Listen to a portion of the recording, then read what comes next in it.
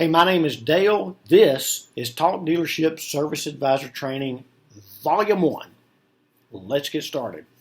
My career in the automotive dealership service started in 1995.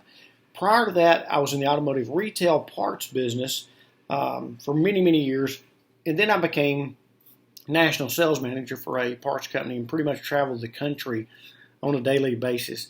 That grind got old pretty quick. I had young kids, so I knew it was time to come home. So I came home not really knowing what I was going to do, and a friend of mine suggested that I apply for a service advisor at the local Ford dealership here in Jackson, Tennessee. I did just that and got hired. And all I knew from day one was to come in dressed with nice shoes, nice slacks, clean cut. That was easy. I already had all that, but I didn't really know what to do, and there was no formal training process.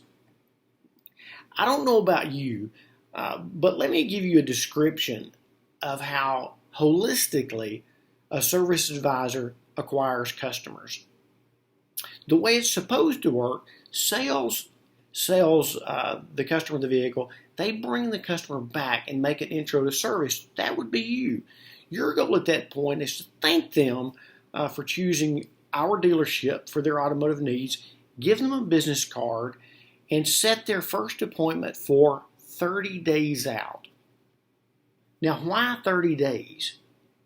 Simply because you want the opportunity to call the customer, ask them how their experience is going with their new vehicle. Do they have any questions? Do they understand all the bells and whistles?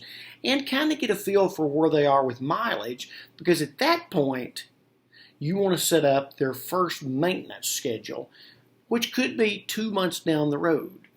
But nevertheless, now at this point, you've talked to the customer twice in a matter of 30 days. So at least when something goes awry with their vehicle prior to maintenance, they have a voice and a name and a face that they can communicate with.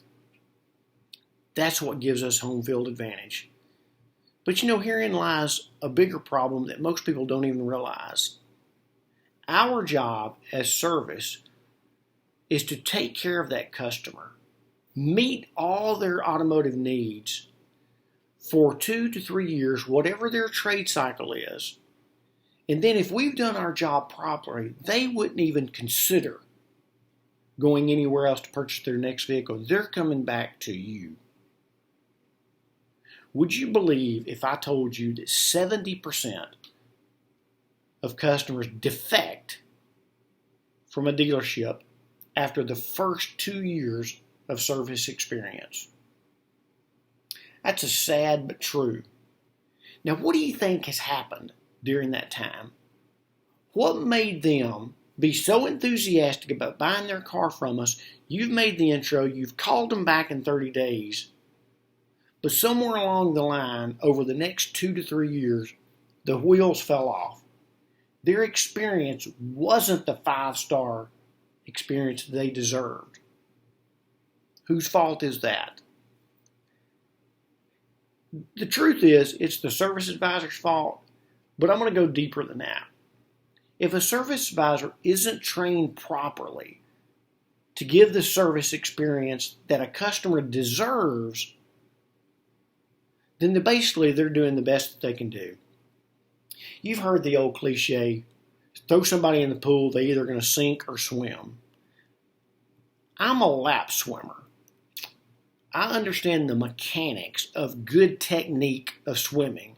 I know that for me, to do a 20-lap swim X amount of time, my breathing has to be right. My goggles have got to be owned properly. My technique has got to be good. There's an old saying, head down, butt up. That way you got the buoyancy to swim the distance that you need to swim. That took years of training for me to acquire just the ability to become a lap swimmer. Much different than jumping in a swimming pool or jumping in a lake and swimming to the side. That's easy. Most anybody can tread water can do that. But to be a lap swimmer, that takes technique and practice to hone your skills to be what I call competitive. No different than being a service advisor. You've got to hone your trade. And if somebody's not willing to help you do that, I am. So I'm inviting you today to subscribe to this channel, give me a thumbs up, and I don't care if you've been a service advisor for 1 day or 20 years. No doubt in my mind, you've got questions that hadn't been answered. Well, I want to help navigate through those questions and help you build your career into something that makes 6 figures. Yes, a top level service advisor at a dealership. If they're not making 6 figures, you're in the wrong place. If that attracts you, then I'm looking forward to the next video, and we're going to get started with the very basics of service drive training. What happens when the customer pulls in?